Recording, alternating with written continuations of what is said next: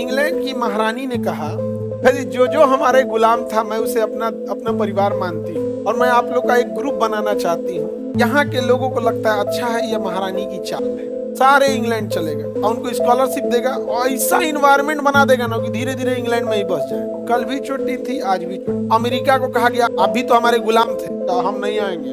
Myanmar भी नहीं गया और हम लोग चले गए। कॉमनवेल्थ कंट्री की संख्या 53 थी, अभी 56 हो गई। अभी कितनी हो गई है? 56। कॉमनवेल्थ क्या है? इंग्लैंड की महारानी ने कहा कि जो कभी इंग्लैंड का अधीन रहा था मैं उसे अपना परिवार मानती हूँ। 15 नहीं समझ आया? हीरा चोर। अरे जो हमारे गुलाम था मैं उसे अपना अपना परिवार मानती हूँ और मैं आप लोग का एक ग्रुप बनाना चाहती हूँ, उसका नाम रहेगा कॉमनवेल्थ। तो कॉमनवेल्थ में वो देश आते हैं जो ब्रिटेन के गुलाम थे और इसका मुखिया रहती है महारानी। इसमें स्वेच्छा से कोई देश आते हैं। कॉमनवेल्थ में कोई वर्तमान जो स्ट्रक्चर है कॉमनवेल्थ में उसमें कोई बुराई नहीं है। इनका आपस में गेम भी होता है, कॉमनवेल्थ गेम। और इसमें सबसे अच्छा चीज क्या होता है, यहाँ के लोगों को लगता है अच्छा है, यह महारानी की चाल है। कॉमनवेल्थ जितने कंट्री हैं, अगर उनके बच्चे ब्रिटेन में पढ़ना चाहते हैं तो उन्हें एक एग्जाम देना होगा, स्कॉलरशिप एग्जाम। उसमें वो अच्छा मार्क्स लाएंगे तो उसका पैसा इंग्लैंड अपनी ओर से देगा स्कॉलरशिप। मान के चलिए आपको 1 लाख लग रहा है तो 2,000 में हो जाएगा, 5,000 में हो जाएगा, जैसा नंबर आया। किसी का 10,000 लगे, लेकिन वो सबको स्कॉलरशिप नहीं मिलेगा। किसको मिलेगा? एकदम क्रीम को। तो एकदम क्रीम बच्चे का कितने देश से ले जाएगा? 56 देश। कहाँ पर? इंग्लैंड में। सारे इंग्लैंड चलेगा और उनको स्कॉलरशिप देगा और ऐसा इन्वायरमेंट बना देगा ना कि धीरे धीरे इंग्लैंड में ही बस जाए। वो कल भी चोटी थी, आज भी चोटी। नहीं समझ में गया? पहले पैसा ले जाती थी, मनी ड्रेन, अभी ब्रेन ड्रेन। मनी ले जाती थी, अभी ब्रेन ले जा रही है। चल गया। अच्छा, यहाँ के बच्चों को भी लगता है भैया ब्रिटेन में जाएंगे, स्कॉलरशिप मिलेगा, Oxford university, Cambridge university, London में पढ़ाई करेंगे, क्या माहौल रहेगा। अच्छा, पढ़ाई के मामले में नो डाउट भैया इन सब के पढ़ाई में कभी समझौता नहीं, पढ़ाई बहुत अच्छी होती है वहां पर, माहौल भी है, इंटरनेशनल स्टूडेंट्स आते हैं। इंटरनेशनल लोगों की बात अलग लेवल की होती।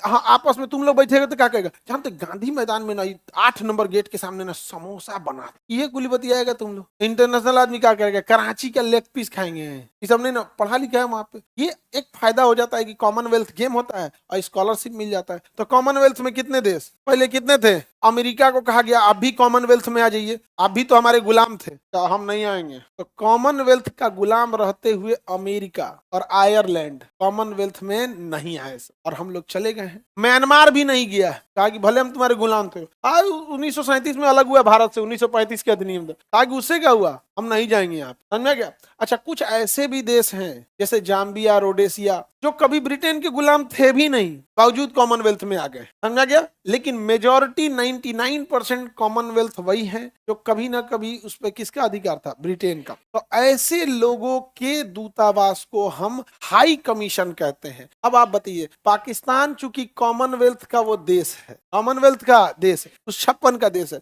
तो उसके राजदूत को हम एम्बेसडर कहेंगे या हाई कमीशन? High commission. क्या कहेंगे? हाई। लेकिन म्यांमार ने कहा कि भले हम ब्रिटेन के गुलाम थे लेकिन हम कॉमनवेल्थ के नहीं हैं, तो म्यांमार के दूतावास को हम एम्बेसडर कहेंगे कि हाई कमीशन? एम्बेसडर। क्या कहेंगे? एम्बेसडर। क्या कहेंगे? एम्बेसडर। अमेरिका का रहेगा तो एम्बेसडर। अमेरिका का अगर आएगा भारत में तो अमेरिका भी गुलाम था लेकिन सदस्यता ही नहीं लिया है, तो अमेरिका के दूतावास को भारत में हम क्या कहेंगे? एम्बेसडर। क्या कहेंगे? लेकिन चूंकि भारत कॉमनवेल्थ का सदस्य है, इसलिए भारत का कहीं दूतावास रहता है तो उसे हाई कमीशन बोला जाता है। क्या बोला जाता है? हाई। अब बताइए, इंग्लैंड अमेरिका वाला भारत में है तो एम्बेसडर। चूंकि भारत इसका सदस्य बन गया है तो हमारा राजदूत अगर अमेरिका जाता है तो क्या कहते हैं? हाई कम। क्या कहेंगे? हाई कमीशन कहते हैं। क्या कहते हैं? हाई कमीशन कहा जाता है। कॉमनवेल्थ समझ में आ गया?